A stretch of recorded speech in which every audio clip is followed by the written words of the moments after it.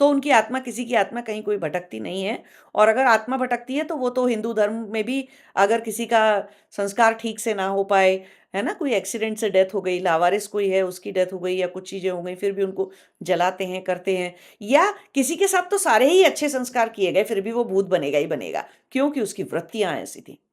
तो मनुष्य जीते जी धर्म की वजह से संस्कार होने और ना होने का फ़र्क तो पड़ता ही है, लेकिन ज़्यादा फ़र्क किस बात का पड़ता है? भैया मरते वक़्त आपके अंदर वृत्तियाँ कैसी थीं? ऐसी वृत्तियाँ थीं भयंकर पैसे, पैसा, पैसा, पैसे से जुड़ी हुई वृत्तियाँ, धन, संपत्ति, 24 घंटे रिश्ते, रिश्ते, रिश्ते तो भूत ही बनोगे फिर।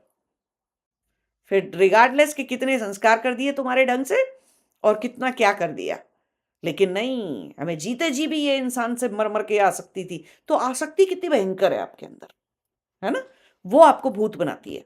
अच्छी चीज़ों से या दो आसक्ति के अलावा द्वेष, द्वेष से भी आसक्ति होती है, कि हम तो बिल्कुल चिढ़ गए थे इस इंसान से और ज़िंदगी भर इस प्रॉपर्टी का केस लगे। बाद में उस प्रॉपर्टी के ऊपर भूत बन के बैठ गए हम।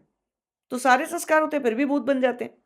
तो भूत-प्रेत बनना, ये सब चित्त की अवस्थाओं पे डिपेंड करता है।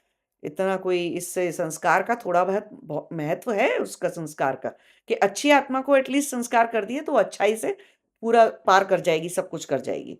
अब बुरी आत्मा के कितने ही संस्कार कर लो, क्या हो जाता फिर उसका? कुछ नहीं होता। कोई तार पाता है उनके तो बाद में कितने पिंडदान और श्राद्ध करते रहते हैं, तर जाते हैं वो? नहीं तरते। घूमते रहते हैं यहीं पृथ्वी मंडल पे।